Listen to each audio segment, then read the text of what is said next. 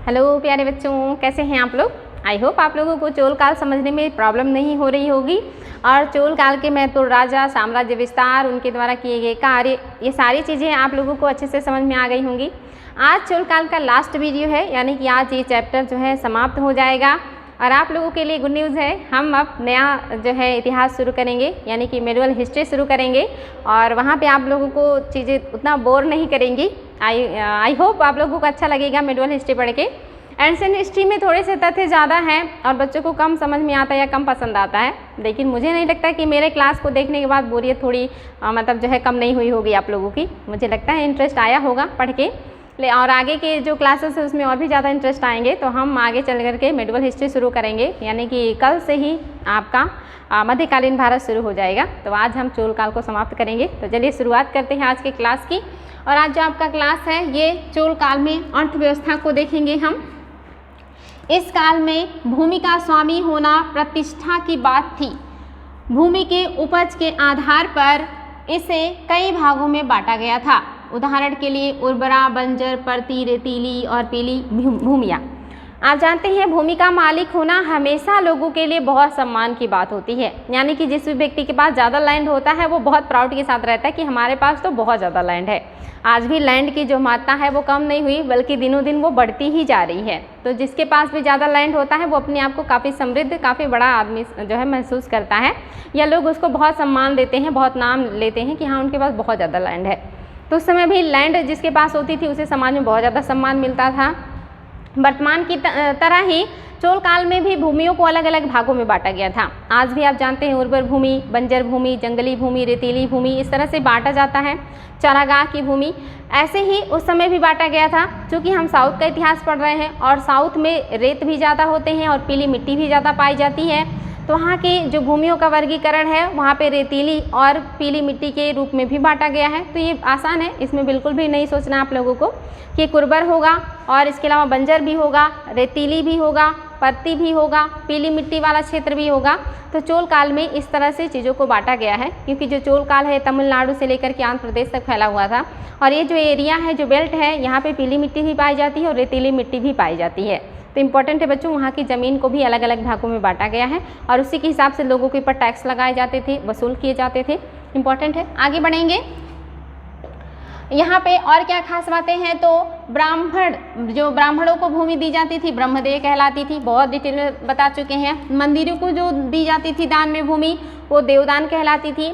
और वो भूमि जो भोजनालयों को दिया जाता था, यानी कि बहुत सारे लोग हैं जो लंगर चलाते हैं या लोगों को फ्री में भोजन खिलाते हैं, जो गरीब लोग होते हैं, जो भूखे लोग होते हैं, उनको फ्री में भोजन देते हैं, उनकी सेवा करते हैं, ऐसे लोगों को भी भूमि दी जाती थी और वो साला भोग कहलाती थी। ये आपने अभी तक नहीं सुना था तो इसको भी सुन लीजिए, क्योंकि एग्जाम में कूट में आता है देवदान, ब्रह्मदेय और साला भोग, इस तरह की भूमियाँ किसे दी जाती थी।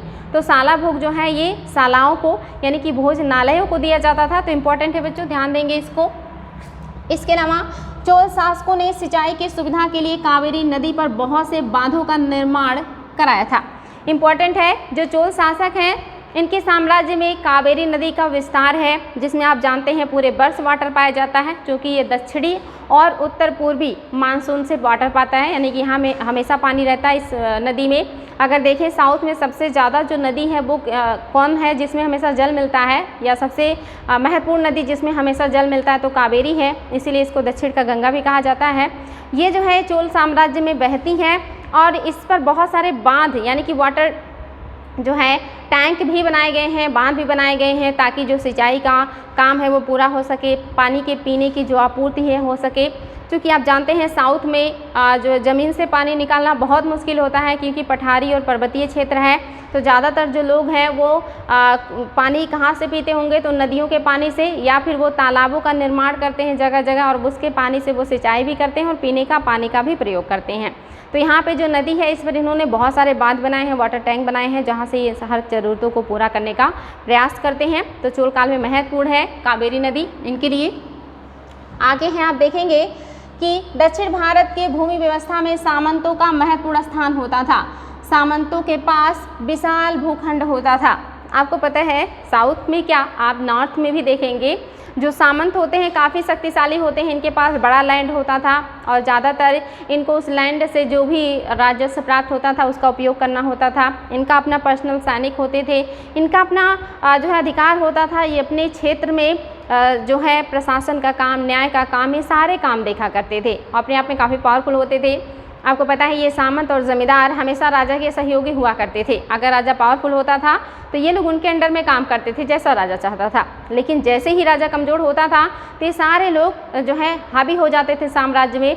और ऐसा आपने देखा होगा हमेशा हुआ था कि जब भी कोई साम्राज्य विघटित होता था या कमज़ोर होता था या उसका पतन होता था तो उसके जो सामंत होते थे या जो बड़े बड़े अधिकारी होते थे या जो जमींदार होते थे वो अपने आप को स्वतंत्र घोषित करके एक छोटे से क्षेत्रीय राज्य की स्थापना कर लेते थे।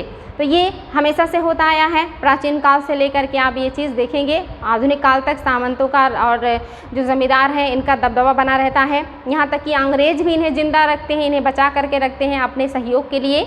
तो ये जो सामंत हैं, जो जमींदार हैं, इनका जो ट्रेंड है ये प्राचीन काल से ही पाया जाता है और ये नॉर्थ में भी पाया जाता है और ये आप देखेंगे साउथ में भी पाया जाता है। तो सामंत अपने आप में काफ़ी महत्वपूर्ण है और ये साउथ में भी हैं, इनका अपना लैंड है, अपना प्रशासन है। सामंतों को कर वसूलने, बेगार लेने, सेना रखने, प्रशासन संबंधी विशेष अधिकार प्राप्त थे। यानी कि ये भू राजस्व भी वसूल सकते हैं, बेगार ले सकते हैं। बेगार मीन्स लोगों से अपने लैंड में, अपने घरों में या अपनी चीज़ों में काम करवा सकते हैं बिना मतलब जो है वेतन का भुगतान किए, यानी कि बिना किसी पारिश्रमिक के वो किसी से भी अपने यहाँ काम ले सकते थे और यही जो है बेगार कहलाता है। और इसका प्रचलन आप देख रहे हैं प्राचीन काल से ही चला आ रहा है। वहाँ पे इनके पास पावर होता था प्रशासनिक का भी, न्याय का भी, दंड देने का भी, राजस्व वसूल करने का भी। तो ये अपने क्षेत्र में पूरे जो है दबदबे के साथ रहते थे या लोगों को अपने हिसाब से चलाते थे। कभी कभी अगर बहुत क्रूर सामंत या जमींदार हो जाते थे तो जनता का बहुत ज़्यादा शोषण करते थे, उनसे बहुत ज़्यादा कर भी लेते थे और उनसे ज़बरदस्ती काम भी करवाते थे। हर तरह का शोषण अपनी जनता का करते थे और ये अपने क्षेत्र के छोटे राजा हुआ करते थे, यानी कि बड़े शान शौकत से रहा करते थे और समय समय पर ये राजा के लिए गिफ्ट उपहार लेकर के जाते थे। युद्ध भूमि में ये राजा को अपने सैनिक देते थे, राजा की मदद करते थे और ये अपने आप को छोटा राजा समझते थे। तो इनके पास इस तरह के सारे अधिकार हैं, आप देख सकते हैं, जो एक राजा के पास होता है। इसके अलावा इस काल में वस्त्र उत्पादन महत्वपूर्ण उद्योग था। वस्त्र उत्पादन हमारे देश में प्राचीन काल से लेकर के आज तक महत्वपूर्ण उद्योग बना हुआ है। आज भी हमारा सबसे जो बड़ा उद्योग है या सबसे ज़्यादा जो प्रचलित उद्योग है वो वस्त्र उद्योग है। तो एंशिएंट काल से लेकर के आज तक ये उद्योग काफ़ी महत्वपूर्ण है और ये नॉर्थ में भी महत्वपूर्ण था और आप देखेंगे ये साउथ में भी महत्वपूर्ण है। उरैयूर वगैरह जो हैं ये वस्त्र उद्योग के उत्पादन के लिए पूरे विश्व में प्रसिद्ध हुआ करते थे। तो यहाँ पे वस्त्र उद्योग जो है वो क्या है, महत्वपूर्ण है। धातुगिरी महत्वपूर्ण शिल्प था, यानी कि ये उद्योग है और ये शिल्प है। और धातुगिरी में भी आप देखेंगे सोना है, चांदी है, तांबा, लोहा, शीशा, पीतल, टिन आदि की सहायता से अस्त्र शस्त्र, आभूषण, बर्तन तैयार किया जाता था। यानी कि जो महत्वपूर्ण उद्योग है वो क्या है, वो वस्त्र उद्योग है। और जो शिल्प है इसमें हर तरह के धातुओं का शिल्प है, यानी कि वहाँ पे लोहा भी है, तांबा भी है और जितने भी धातु हैं वो सारे धातुओं के यहाँ पे हथियार भी बनाए जाते हैं, यानी कि अस्त्र और शस्त्र भी बनाए जाते हैं। अस्त्र जिसे आदमी फेंक करके मारता है उसे अस्त्र कहते हैं और जिसे हाथ में पकड़ करके चलाता है उसे शस्त्र कहते हैं। तो वहाँ पे अस्त्र शस्त्र के साथ साथ आभूषण और बर्तन भी धातुओं के बनाए जाते थे। तो शिल्प में जितने भी धातुएं हैं इनका शिल्प काफ़ी महत्वपूर्ण है और उद्योग में जो वस्त्र उद्योग है वो सबसे ज़्यादा महत्वपूर्ण उद्योग है चोल काल का। वेरी वेरी इंपॉर्टेंट है बच्चों, ध्यान देंगे इसको। आगे है व्यापार एवं वाणिज्य। इस काल में बाह्य एवं आंतरिक दोनों व्यापार विकसित था। बाह्य क्या होता है, जो विदेशों से व्यापार किया जाता है, और आंतरिक जो होता है अपने देश के अंदर ही एक राज्य से दूसरे राज्य में व्यापार किया जाता है। तो जो चोल काल है यहाँ पे आप देखेंगे जो व्यापार है काफ़ी उन्नत है, चाहे वो आंतरिक हो या विदेशी, दोनों व्यापार जो है वो हमारे पक्ष में है, यानी कि हमेशा हम फायदे में हैं, हमें कहीं घाटा नहीं है, कहीं नुकसान नहीं है। वर्तमान में आप देखते हैं जो भुगतान संतुलन है वो हमारे पक्ष में बहुत कम ही रहता है, ज़्यादातर हम व्यापार घाटा या भुगतान घाटे में ही रहते हैं। लेकिन प्राचीन काल में हमेशा हम फायदे में रहते थे, भुगतान संतुलन हमारे पक्ष में हुआ करता था और पूरे विश्व से जो सोना चांदी तांबा है या जो भी धातुएं हैं वो हमारे यहाँ आती थी, यानी कि हर बहुमूल्य चीज़ हमारे यहाँ प्राप्त हो जाती थी। सबसे धनी और सबसे आकर्षक देश हुआ करता था हमारा जो भारत देश है। और आपको मैंने बताया था कि जो गजनवी थे उनके दरबारी इतिहासकार थे उत्बी ने ही सबसे पहले भारत के लिए सोने की चिड़िया शब्द का उल्लेख किया था, क्योंकि आपको पता है जो गजनवी हैं इन्होंने भारत पर 17 बार आक्रमण किया और ज़्यादातर इन्होंने जब भी आक्रमण किया अलग अलग मंदिरों को टारगेट बनाया, मंदिरों को लूटा और वहाँ पे बहुत ज़्यादा धन संपत्ति हुआ करता था, क्योंकि छोटे से लेकर के बड़े वर्ग का आदमी जो है हर इंसान मंदिरों में जाता है और कुछ ना कुछ दान दक्षिणा के रूप में वहाँ पे जो है चढ़ावे के रूप में देता है, जो कि उसी मंदिर में होकर रह जाता, यानी कि बाहर नहीं जाता है, चाहे वो मूर्तियों के रूप में हो या वहाँ की वस्तुओं के रूप में हो या दीवारों में लोग चुनवा दिया करते थे जो है इन सोने को या फिर इन धातुओं को जो कीमती हुआ करते थे, हीरे जवाहरात हुआ करते थे और इसके अलावा कीमती पत्थर हुआ करते थे। तो ये जो महमूद गजनवी हैं ये भारत से जब भी आक्रमण करते थे बड़े पैमाने पे सोने का या बहुमूल्य रत्नों को लूट करके ले जाते थे। इसीलिए जो उत्बी हैं उन्होंने कहा कि भारत सोने की चिड़िया है, यानी कि जितनी बार वो जाते हैं वो इतनी ज़्यादा सोना, इतनी भयावी मात्रा में सोना लेकर के आते हैं कि उनके यहाँ का खर्च हमारे यहाँ से लूटे गए धन से ही हुआ करता था। और सबसे ज़्यादा धन जो है उन्होंने सोमनाथ के मंदिर से लूटा था, जिसके बाद उन्होंने 2 वर्षों तक अपने यहाँ पूरा जो जनता है उसका टैक्स ही माफ़ कर दिया था। इसके अलावा अपने यहाँ राजधानी भी उसी पैसे से बना लिया था। तो आप समझ सकते हैं कितना ज़्यादा संपत्ति थी हमारे पास या कितना ज़्यादा धन था। आज भी आप जानते हैं कि मंदिरों में इतनी संपत्ति है कि शायद हम उसे काउंट नहीं कर सकते, या अगर उन संपत्तियों को हमारी अर्थव्यवस्था में ला दिया जाए तो हमारी अर्थव्यवस्था की जो सारी परेशानी है, जो मंदी है, वो बहुत ज़्यादा जो है दूर हो जाएगी और सारी प्रॉब्लम सॉल्व हो जाएंगे। आज भी इतनी संपत्ति है मंदिरों में, तो ये प्राचीन काल से ही है। हमारे यहाँ जो मंदिर हैं वो हमेशा संपत्ति के गढ़ हुआ करते थे। इसी वजह से जो विदेशी हैं वो ज़्यादातर मंदिरों पर ही हमला किया करते थे और मंदिरों को लूटा करते थे। तो याद रखेंगे कि सोने की चिड़िया शब्द का उल्लेख सबसे पहले भारत के लिए किसने किया था, तो उत्बी ने किया था। और जो उत्बी हैं ये महमूद गजनवी के दरबारी इतिहासकार हैं। वेरी वेरी इंपॉर्टेंट है बच्चों, एग्जाम में बहुत ज़्यादा आता है, तो इसको जरूर ध्यान रखेंगे। आगे बढ़ेंगे बच्चों, आगे क्या है, वाणिज्य और व्यापार। मैंने बताया आंतरिक और व्यापार जो है आंतरिक हो या बाह्य व्यापार हो, दोनों हमारे पक्ष में था। इसके अलावा व्यापारियों के स्थानीय संगठन को नगरम कहा जाता था, यानी कि जो व्यापारियों का स्थानीय संगठन होता था उसको नगरम कहा जाता था। और लेखों में मणिग्रामम, यानी कि जो लेख होता था या जो अभिलेख होता था उसमें संगठन को मणिग्रामम कहा जाता था। इसके अलावा नाना देशी कहा जाता था। नाना मतलब विविध प्रकार के या भिन्न भिन्न प्रकार के देश, यानी कि भिन्न भिन्न प्रकार के देशों से जो व्यापार करे उसे कहते हैं नाना देशी। और एग्जाम में आया है कि किन व्यापारियों को विदेशी व्यापारी माना जाता था एंशिएंट काल में, ये नेट का क्वेश्चन है। तो नाना देशियों को कहा जाता है, क्योंकि इनके नाम से ही पता चल रहा है कि विविध प्रकार के देशों से व्यापार करने वाले हैं नाना देशी। ये सारे क्या है, व्यापारिक संगठन है साउथ के। वलंजियर भी हैं और वलगय भी हैं, ये सब व्यापारियों के संगठन है, ध्यान देंगे, एग्जाम में आ सकता है। व्यापारिक संघों की सूचना प्राप्त होती है, यानी कि ये जो लेख हैं, लेखों में क्या क्या पता चलता है, मणिग्रामम का, नाना देशी का, वलंजियर का, वलंगे का, ये सारे संघों का जो उल्लेख है ये हमें कहाँ मिलता है, लेखों से ही मिलता है, यानी कि इसका हमारे पास लिखित साक्ष्य है। आगे है बच्चों, बाह्य व्यापार उन्नत था। पश्चिमी तट पर मालाबार जो है वहाँ से क्या है, पश्चिमी तट को ही मालाबार कहा जाता है, और वहाँ पे एक बंदरगाह था जिसका नाम क्विलोन था। इम्पॉर्टेंट है, यानी कि जो हमारा बाह्य व्यापार था वो बहुत उन्नत था। और जो पश्चिमी तट है जो कि केरल का भाग है उसे हम मालाबार तट के नाम से जानते हैं, और जो आपका पूर्वी तमिलनाडु का तट है उसे हम कोरोमंडल तट के नाम से जानते हैं। तो जो मालाबार तट है यहाँ पर एक महत्वपूर्ण बंदरगाह हुआ करता था उस समय, इसको क्विलोन कहते थे। इसके अलावा आप देखेंगे पश्चिमी तट पर मुजरिस नामक बंदरगाह भी था, इम्पॉर्टेंट है, मुजरिस नामक बंदरगाह भी था, ये पश्चिमी तट का है। इसके अलावा आप देखेंगे भड़ौच, ये भी आपका पश्चिमी तट के ही बंदरगाह है, ये गुजरात में था और ये नीचे महाराष्ट्र के आसपास का है। तो ये 3 जो बंदरगाह है ये पश्चिमी तट के हैं, यानी कि आप देखेंगे ऊपर गुजरात से लेकर के केरल के बीच में ये बंदरगाह पाए जाते थे, जो कि वेरी वेरी इंपॉर्टेंट है। इसके अलावा पूर्वी तट पर भी बंदरगाह हैं, कौन कौन से हैं, पुरी है, कावेरीपत्तनम था, कलिंगपत्तनम था, रामेश्वरम था, कोरकई था, महाबलीपुरम था। ये सारे क्या है, महत्वपूर्ण बंदरगाह थे उस समय के, यानी कि चोल काल के। क्योंकि जो चोलों का प्रशासन था वो ज़्यादातर पूर्वी तटों पे था, नीचे तमिलनाडु से लेकर के कलिंग और पाल वंश के जो मतलब आप देखेंगे ऊपर का क्षेत्र है, यानी कि बंगाल का क्षेत्र है, यहाँ तक का जो क्षेत्र था ये चोलों के अधीन था, इसीलिए जो सबसे ज़्यादा बंदरगाह इन्होंने डेवलप किया है वो पूर्वी तटों पर किया है। क्या पूर्वी तटों के बंदरगाहों पर इनका ज़्यादा अधिकार है?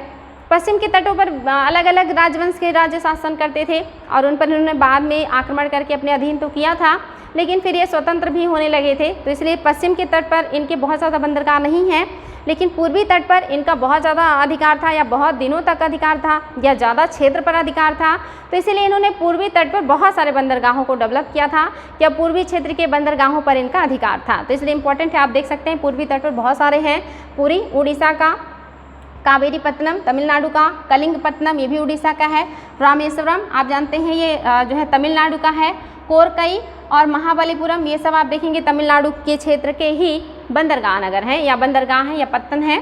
तो इम्पॉर्टेंट है ये सारे, इससे पता चल रहा है कि जो चोल राजवंश है वो विदेशों से कितना ज़्यादा व्यापार करता था, क्योंकि व्यापार जब कोई विदेशों से करेगा तभी वो पत्तन या बंदरगाह बनाएगा, और इतने ज़्यादा बंदरगाह हैं इसका मतलब हमारा जो व्यापार है दक्षिण पूर्व एशिया से भी बहुत ज़्यादा होता था, क्योंकि पूर्व की तरफ बंदरगाह ज़्यादा हैं और पश्चिम की तरफ भी बंदरगाह हैं, यानी कि यूरोप, अरब और अफ्रीका से भी जो चोल काल के राजा हैं ये व्यापार किया करते थे, और ये सत्य भी है, व्यापार होता था, रोम के साथ भी व्यापार होता था। आगे है बच्चों सामाजिक व्यवस्था। चोल काल में सामाजिक व्यवस्था कैसी है, एग्जाम में आता है, बहुत इंपॉर्टेंट है। चोल के समय जाति व्यवस्था के अंतर्गत ब्राह्मण और बल्लाल, ये बहुत इंपॉर्टेंट है, बल्लाल जो है ये धनी लोगों को कहा जाता था, का स्थान सर्वोच्च था, यानी कि साउथ के समाज में सबसे ऊंचा स्थान राजा के बाद जिनका था वो ब्राह्मणों का था और हमेशा से रहा है। जो भी समाज में वर्ण व्यवस्था थी, चाहे वो साउथ का हो नॉर्थ का हो, ब्राह्मणों को सर्वोच्च स्थान पे रखा गया, क्योंकि उनके पास ज्ञान होता था और ज्ञान होने की वजह से वो समाज को अपने हिसाब से चलाते थे। शुरू से ही वो जैसा चाहते थे लोगों का वैसा ही दिमाग बनाते थे, वैसा ही मतलब उनका माइंड मेकअप करते थे, वैसे ही सोसाइटी के लिए वो नियम कानून बनाया करते थे, इसीलिए उन्हें सर्वोच्च स्थान पे रखा जाता था। तो ये साउथ पर भी आप देखेंगे समाज में इनका स्थान सर्वोच्च है।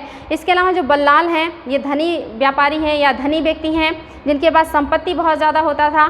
तो आप देखते हैं समाज में दो ही लोगों का दबदबा होता है, या तो उसके पास ज्ञान बहुत ज़्यादा हो या तो उसके पास पैसा बहुत ज़्यादा हो। दोनों चीज़ें ही इंसान को समाज में प्रतिष्ठा दिलाती हैं, और आपको पता है संपत्ति तो चली भी जाती है, लेकिन जो ज्ञान है इससे इंसान जो है सदियों तक शासन कर सकता है या हमेशा शासन कर सकता है। तो जो ब्राह्मण वर्ग है ये शुरू से ही इनका जो अधिकार है वो ज्ञान पर रहा है, तो इन्होंने हर जगह के समाज को अपने हिसाब से चलाया है या उनके लिए नियम कानून बनाए हैं। तो आप देखेंगे कि नॉर्थ की तरह ही साउथ में भी ब्राह्मणों का जो स्थान है ये सर्वोच्च रहा है, और इन्होंने अपने ज्ञान के बल पर हर जगह की सोसाइटी में अपने आप को अव्वल रखा है। तो इम्पॉर्टेंट है बच्चों, ध्यान देंगे, आज भी ये चीज़ है सोसाइटी में। तो यहाँ पे जो ब्राह्मण है और बल्लाल है इनका सर्वोच्च स्थान है, क्योंकि इनके पास ज्ञान है, इनके पास पैसा है।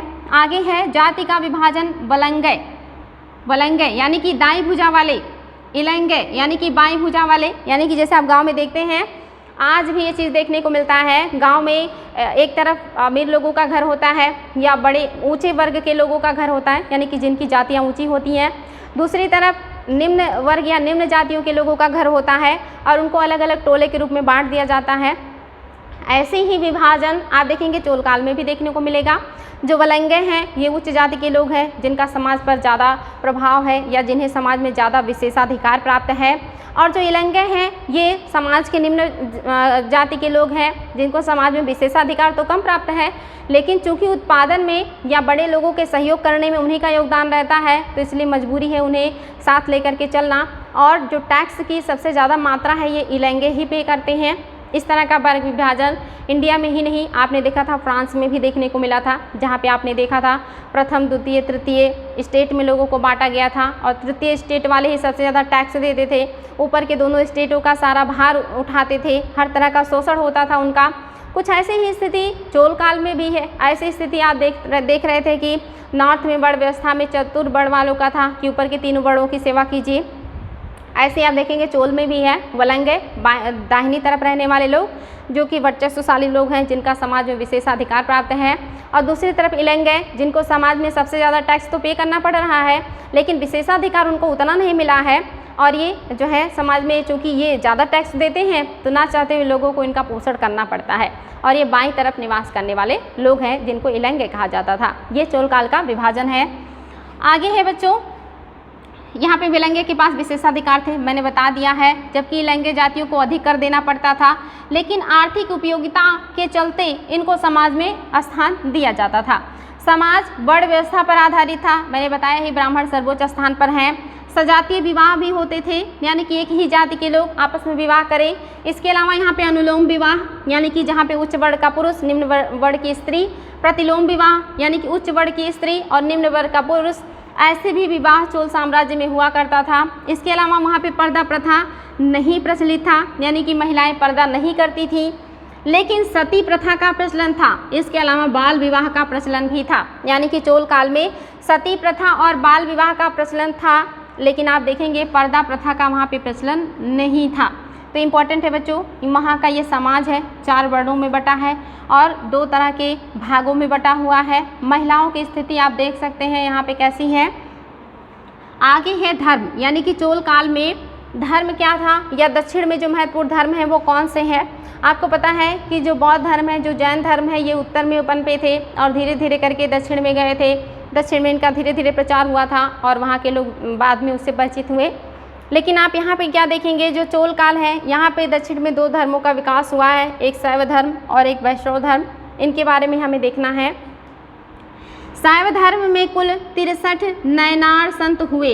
इम्पॉर्टेंट है, एग्जाम में आता है कि शैव धर्म में कितने नयनार संत हुए थे या नयनार किसे कहा जाता है। तो जो शैव धर्म का पालन करने वाला व्यक्ति होगा उसे नयनार कहा जाता है। और अलवार किसे कहा जाएगा, जो वैष्णव धर्म को मानने वाले लोग होंगे उन्हें अलवार कहा जाता है। ये भी एग्जाम में क्वेश्चन बनता है कि नयनार किसे कहते थे या अलवार किसे कहते थे, या नयनार किसकी पूजा करते थे, अलवार किसकी पूजा करते थे। तो नयनार शैव धर्म को मानने वाले थे या शिव की पूजा करते थे। और ये कुल 63 नयनार संत हुए हैं। जैसे आपने देखा था जैन धर्म में 24 तीर्थंकर हुए हैं, वैसे ही शैव धर्म में साउथ में 63 संत हुए हैं नयनारों के। प्रथम जो थे नयनार संत वो कौन है, अप्पर हैं, अप्पर ध्यान देंगे बच्चों। और इनके बाद जो आए थे वो नान सबंदर, ये दा है, नान सबंदर थे, यानी कि पहले अप्पर हैं दूसरे नान सबंदर है। इसके आगे क्या है, तिरुमूलर एक महत्वपूर्ण संत है, यानी कि ये भी संत हैं तिरुमूलर, ये भी क्या है, नयनार संत हैं, महत्वपूर्ण संत थे। और इन्होंने क्या किया है, पुस्तक लिखी है तेवरम और तिरुवाचलर, कहीं कहीं तिरुवाचकम भी रहता है, तेवरम और तिरुवाचलर, ये 2 ग्रंथ हैं जो लिखा है तिरुमूलर ने, इम्पॉर्टेंट है और एक नयनार संत हैं। इसके अलावा सुंदर मूर्ति भी एक महत्वपूर्ण नयनार संत हैं। और इन्होंने क्या किया है, इन्होंने जो लिखा है वो है तांबीरान तोलन। तांबीरान तोलन इसका मतलब क्या होता है, तांबीरान तोलन ये उनकी उपाधि है बच्चों, ये लेखा नहीं उन्होंने, ये उपाधि है, यानी कि उन्हें इसी नाम से जाना जाता था। और इसका मतलब क्या है, ईश्वर का मित्र। ये जो सुंदर मूर्ति हैं ये ईश्वर को अपने सखा के रूप में, अपने मित्र के रूप में पूजते हैं, यानी कि इन्हें लगता है जो ईश्वर है उसे मित्र की तरह समझना चाहिए, अपने हर सुख दुख में अपने साथ समझना चाहिए। तो भगवान नहीं बल्कि मित्र के रूप में उनको पूजते हैं या मित्र के रूप में उनकी कल्पना करते हैं। तो इसीलिए इन्हें उपाधि दी गई थी जो है तंबीरान तोलन, जिसका मतलब होता है ईश्वर का मित्र या ईश्वर मित्र, ये उपाधि इनको दी गई है। आगे जो है नंबी अंडाल नंबी, इनको तमिल व्यास भी कहा जाता है। एग्जाम में क्वेश्चन आया है कि किस नयनार संत को तमिल का व्यास कहा जाता है, तो ये नंबी अंडाल नंबी हैं। आगे बच्चों नेक्स्ट जो धर्म है वो है आपका वैष्णव धर्म, इम्पॉर्टेंट धर्म है। ये 12 अलवार संत इसमें ज़्यादा महत्वपूर्ण हैं। और जो प्रारंभिक अलवार संत हैं ये पोई गई हैं, यानी कि पहले जो संत हैं अलवार संत ये पोई गई हैं। और जो दूसरे हैं ये तिरुमाल सई हैं, तिरुमाल सई। और जो तीसरे हैं तिरुमंगई हैं। और इसके अलावा जो चौथे हैं ये पेरी पलवार हैं। ये क्रम नहीं पूछेगा लेकिन इन संतों का नाम दे देगा और पूछेगा कि इनमें से कौन कौन से हैं जो नयनार संत हैं, इनमें से कौन कौन से जो अलवार संत हैं, या इनमें से कौन एक है जो नयनार नहीं है। तो आपको इनमें से एलिमिनेट करना होगा, इसलिए आपको ये बार बार रिवीजन करना होगा ताकि जब एग्ज़ाम में क्वेश्चन आए तो आप वहाँ पे एलिमिनेट कर सकें और आसानी से सही आंसर तक पहुँच सकें। तो ये वैष्णव धर्म है, इनके बारे में बहुत ज़्यादा नहीं देखना है आप लोगों को। कुछ महत्वपूर्ण आचार्य यानी कि जिनका जन्म साउथ में हुआ था और उन्होंने समाज में अच्छी चीज़ों का प्रचार प्रसार किया था, उनको भी हम देखेंगे। जिसमें आप देखेंगे जो पहले हैं नाथ मुनि हैं, इनके बारे में हमने कुछ डिटेल नहीं पढ़ना है। दूसरे जो हैं वो यमुनाचार्य हैं। इन्होंने आगमों की महत्ता को स्थापित किया था। आगम आप जानते हैं कि ये जो है जैन धर्म के महत्वपूर्ण ग्रंथ माने जाते हैं और इन्होंने उसको महत्वपूर्ण स्थान दिया है। इसके अलावा रामानुजाचार्य, जिनका जो दर्शन है विशिष्टाद्वैतवाद है, इनका जो जन्म है कांची के पास पेरुम्बदूर में हुआ था। एग्जाम में आता है कि जो रामानुजाचार्य हैं इनका जन्म किस राज्य में हुआ था, तो ऑप्शन में अगर केरल है तो केरल सही हो जाएगा, क्योंकि केरल का ही ये स्थान है कांची के पास पेरुम्बदूर। इन्होंने विभाष्य नामक ग्रंथ की रचना की, श्री भाष्य नामक जो ग्रंथ है उसकी रचना की है रामानुजाचार्य ने, और वे वेरी वेरी इंपॉर्टेंट है। कोलुंग द्वितीय ने गोविंदराज की मूर्ति समुद्र में फेंकवा दी थी, यानी कि जो आप देखेंगे चोल शासक हैं कोलतुंग द्वितीय, और कोलतुंग प्रथम से ही इनका विवाद चल रहा था, लेकिन कोलतुंग द्वितीय जो है उनके शासनकाल में जो गोविंदराज यानी कि कृष्ण की मूर्ति थी उसे उठा करके वो समुद्र में फेंक देते हैं, जिसको बाद में रामानुजाचार्य ढूंढ करके वापस लाते हैं और मंदिर में स्थापित कर देते हैं। रामानुजाचार्य का इतना ज़्यादा विरोध करते हैं वहाँ के शासक या वहाँ के लोग कि इन्हें वो जगह छोड़ करके उत्तर की तरफ आ जाना पड़ता है। इसीलिए आपने देखा होगा कि इनका जो क्षेत्र है या इनका जो प्रचार प्रसार है ये उत्तर के क्षेत्रों में बहुत ज़्यादा हुआ था। आगे है बच्चों, इसको इन्होंने क्या किया, रामानुजाचार्य ने वापस मंदिर में तिरुपति के मंदिर में स्थापित कर दिया था उस मूर्ति को। रामानुजाचार्य ने भक्ति संप्रदाय एवं हिंदू धर्म के बीच सेतु का काम किया था, यानी कि इन्होंने जितने भी भक्ति संप्रदाय हैं, जिसमें आपने देखा था चिश्ती संप्रदाय, नक्शबंदिया संप्रदाय, इस तरह के जो संप्रदाय हैं या सूफी संत हैं उनके बीच और हिंदू धर्म के जितने भी संत हैं उनके बीच सेतु का काम किया था या उन्हें मिलाने का काम किया था। आगे कुछ और भी पॉइंट्स बच्चों उसको भी डिस्कस कर लेते हैं। नेक्स्ट जो है संत वो निम्बार्काचार्य हैं, और निम्बार्काचार्य का क्या खास है, तो ये भी रामानुज के समकालीन है। इनका जन्म जो है ये बेलारी जिला के निम्बार्कपुर में या निम्बकापुर में हुआ था, और वे तेलुगु ब्राह्मण थे, किंतु उनका अधिकांश समय वृंदावन में बीता था। यानी कि ये संत जो हैं ये साउथ के हैं, लेकिन इनका ज़्यादातर जो समय है वो उत्तर में बीता है, और इनके समकालीन कौन है, रामानुजाचार्य हैं। तो इम्पोर्टेंट है बच्चों, ध्यान देंगे। नेक्स्ट है माधवाचार्य। इनका जन्म दक्षिण कन्नड़ जिले के उदीची तालुका में हुआ है, यानी कि ये भी आप देखेंगे कन्नड़ जिला यानी कि कर्नाटक के हैं, और वो आप देख रहे हैं तमिलनाडु के हैं। इनको आपने देखा कि ये केरल के हैं। तो ये जो संत हैं ये ज़्यादातर संत जो हैं वो कहाँ के हैं, साउथ के हैं, लेकिन इनका जो प्रचार प्रसार है, इनके जो दर्शन का प्रभाव है ये उत्तर के क्षेत्रों में ज़्यादा लोगों के ऊपर पड़ा था। आगे है चोल कला। चोल कला की विशेषताएं क्या हैं, तो यहाँ के जो मंदिर है वहाँ पे मंडप, विमान और गोपुरम जरूर होता था।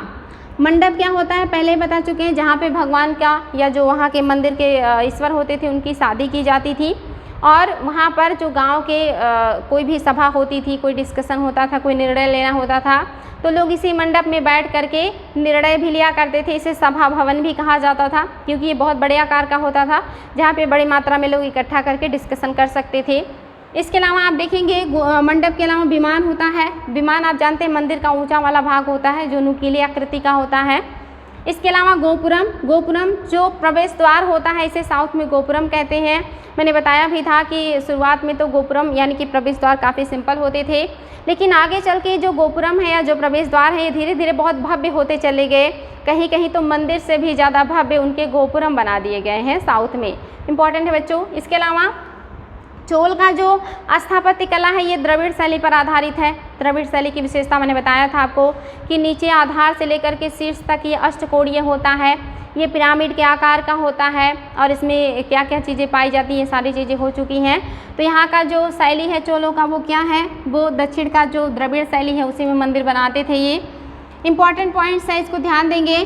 चोल स्थापत्य की प्रशंसा करते हुए ये नाम जरूर याद रखिएगा, फर्ग्यूसन ने कहा कि चोल कालीन कारीगर राक्षस की तरह सोचते हैं और जौहरी की तरह तलाशते हैं। तो हो सकता है कभी एग्जाम में पॉइंट दे दे कि ये कथन किसका है कि जो चोल कालीन कारीगर हैं वो राक्षस की तरह सोचते हैं और जौहरी की तरह तराशते हैं, तो वहाँ पे ऑप्शन में दे देगा। तो आपको याद होना चाहिए फर्ग्यूसन है। इन्होंने चोल काल की स्थापत्य मीन्स होता है जो भवन मंदिर बनाए जाते हैं उसको स्थापत्य कहा जाता है, यानी कि जो भी ईंट गारे का या पत्थर का बना हुआ भवन या इमारतें होती हैं वो स्थापत्य कला में आती हैं। तो वहाँ की स्थापत्य कला का इन्होंने बहुत ज़्यादा जो है एक तरीके से प्रशंसा किया और इन्होंने कहा कि ये जो चोल काल के जो कारीगर हैं ये राक्षस की तरह, यानी कि बहुत अद्भुत, बहुत विचित्र सोचते हैं और बहुत प्यार से, खूबसूरती से, जैसे जौहरी अलग अलग तरह से खूबसूरती से डिज़ाइन बनाता है सोने में बहुत बारीकी से, ऐसे ही जो यहाँ के कारीगर हैं इन्होंने मंदिरों में बहुत बारीकी से डिज़ाइनिंग किया हुआ है। तो इनके कहने का ही तात्पर्य है। आगे है, पारसी ब्राउन ने बृहदेश्वर मंदिर के विमान को भारतीय वास्तुकला का निकष कहा है। निकष मीन्स एक तरीके से कहेंगे कि उसका हीरा या उसका सबसे कीमती या सबसे अद्भुत बिंदु। तो इन्होंने क्या कहा है, फर्ग्यूसन ने ब्राउन ने क्या कहा है, याद रखेंगे वो फर्ग्यूसन का जो है तथ्य है या बात है और ये पारसी ब्राउन का है। इन्होंने कहा है कि जो बृहदेश्वर मंदिर को राजराज प्रथम ने बनाया है और इसे राजराजेश्वर मंदिर के नाम से भी जाना जाता है और यह तंजौर में बना है। ये तीनों आप लोगों को याद होना चाहिए बच्चे, बनाया किसने है, कहाँ पर है और मंदिर का नाम क्या है, तो इम्पॉर्टेंट है, ध्यान देंगे। और इसी के विमान की प्रशंसा करते हुए पारसी ब्राउन ने कहा कि ये वास्तुकला, भारतीय वास्तुकला का निकष है, हीरा है या सबसे कीमती या सबसे विशिष्ट जो है भाग है। आगे है बच्चों, गंगैकोंड चोलपुरम के बृहदेश्वर मंदिर का निर्माण राजेंद्र प्रथम द्वारा किया गया था। वेरी वेरी इंपॉर्टेंट है, भी एग्जाम में बहुत ज़्यादा आता है। गंगैकोंड चोलपुरम ये उनकी राजधानी भी थी और उन्होंने ये उपाधि भी धारण की थी और उन्होंने वहाँ पर मंदिर भी बनाया था। तीनों एग्जाम में आते हैं। और ये कौन है, ये राजेंद्र प्रथम है। पारसी ब्राउन ने, यहाँ भी पारसी ब्राउन का स्टेटमेंट है, ध्यान देंगे। इन्होंने क्या कहा है, इसे मंदिर की इस मंदिर को गीतों की तरह संवेदना उत्पन्न करने वाला महान कलात्मक निर्माण कहा। इन्होंने कहा कि जैसे हम कोई गीत सुनते हैं और हमारे अंदर संवेदनाएं उसी तरह की जो है शुरू हो जाती हैं। जैसे हम इमोशनल वाले सॉन्ग सुनते हैं तो हम इमोशनल हो जाते हैं और हम अगर ऐसा कोई सॉन्ग सुने जिससे हमें एनर्जी आ जाए तो हमें एनर्जी भी आ जाती है। तो इन्होंने कहा कि जैसे गीतों को सुन के हमारे अंदर संवेदनाएं आ जाती हैं, यानी कि भावनाएं उत्पन्न होने लगती हैं, कुछ इसी तरह का इनका जो ये मंदिर है इसको देखने के बाद इसी तरह की कुछ फीलिंग्स आने लगती हैं, यानी कि फीलिंग्स अपने आप जो है उभर आते हैं। ये किसने कहा है, पारसी ब्राउन ने कहा है। तो ये तारीफ जो की है और इसके ऊपर जो टिप्पणी की है ये पारसी ब्राउन है।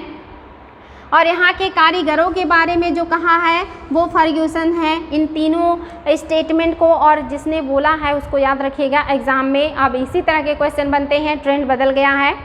आगे है बच्चों कुछ और बची हुई चीज़ें देख लेते हैं। अन्य मंदिर, दारासुरम का ऐरावतेश्वर मंदिर, ये एग्जाम में आया है बच्चों कि दारासुरम का ऐरावतेश्वर मंदिर किसके शासनकाल से संबंधित है, तो ये चोल काल से संबंधित है। इसके अलावा प्रारंभिक मंदिरों में आप देखेंगे तिरुकट्टलाई, ये भी आपका क्या है, तिरुकट्टलाई का सुंदरेश्वर मंदिर, ये भी चोलकालीन मंदिर है। इसके अलावा आप देखेंगे नत्तमलाई में विजयालय द्वारा बनाया गया विजयालय चोलेश्वर मंदिर, ये कहाँ है, नत्तमलाई में है और किसने बनवाया है, विजयालय ने बनाया है और उन्हीं के नाम पर इसका नाम विजयालय चोलेश्वर मंदिर रखा गया है। तो ये महत्वपूर्ण मंदिर हैं चोल काल के। इसके अलावा मूर्तिकला, ये जो मूर्तिकला है आप जानते हैं ये पूरे विश्व में प्रसिद्ध है, यहाँ की जो मूर्तिकला है। और ये खास करके जो तंजौर स्थित नटराज शिव की कांस्य प्रतिमा है ये चोल काल की सर्वोत्कृष्ट उदाहरण है मूर्तिकला का। नटराजन की प्रतिमा बहुत ज़्यादा फेमस प्रतिमा है। आज भी ये प्रतिमाएं आप जानते हैं कि पुरस्कार स्वरूप भी जो कलाकार होते हैं उनको दिया जाता है उनके सम्मान में। और एग्ज़ाम में आता है कि जो नटराज की मूर्ति है ये किस धातु का बना है, तो ये कांसे का बना है, यानी कि तांबा और टीन मिलाने के बाद जो धातु बनता है उसे कांसा कहते हैं और उसी कांसे से ये प्रतिमा बनाई गई है। ये भी क्वेश्चन आया है कि ये किसके काल से संबंधित है या किन शासकों के काल से संबंधित है, तो ये चोल काल से संबंधित है। ये भी क्वेश्चन आया है कि इसमें शिव की कितनी भुजाएं हैं, तो यहाँ पे शिव के पास 4 भुजाएं बनाई जाती हैं, यानी कि इस प्रतिमा में शिव की 4 भुजाएं बनाई जाती हैं। वैसे इस प्रतिमा को बारीकी से अध्ययन करेंगे तो इसमें बहुत सारे संदेश छिपे होते हैं। उनके हर भुजाओं में कुछ नई चीज़ें या कुछ अलग अलग चीज़ें जो है वो दी गई हैं जिसका कुछ अर्थ निकलता है। आर्ट एंड कल्चर में जब इसका बारीकी से अध्ययन करेंगे तो वहाँ बताएंगे कि उनके हर मुद्रा का क्या मतलब होता है, उस रिंग का क्या मतलब होता है जिसके अंदर वो बनाए गए हैं, उस रिंग की अग्नि का क्या मतलब होता है, या उनके हाथों में दिए गए अलग अलग अस्त्र शस्त्र या बाकी चीज़ों का क्या अर्थ निकलता है। ये सारी चीज़ें आर्ट एंड कल्चर में डिस्कस करेंगे बच्चों। लेकिन ये जानिएगा कि ये विश्व प्रसिद्ध जो कांस्य प्रतिमा है शिव की, ये चोल काल से संबंधित है और इसी को नटराजन की मूर्ति के नाम से जाना जाता है।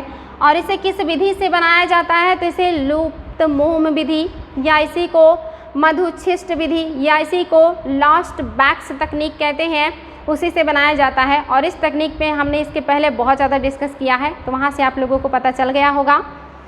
आगे है इसके अलावा यानी कि नटराज की शिव मूर्ति के अलावा पार्वती की मूर्तियाँ भी मिलती हैं कांसे की, स्कंद की मूर्तियाँ मिलती हैं, कार्तिकेय की मूर्तियाँ मिलती हैं। इसके अलावा गणेश आदि देवताओं की भी कांस्य प्रतिमाएँ बनाई जाती थी चोल काल में। तो आप देख सकते हैं कि कितना बढ़िया है ये काल।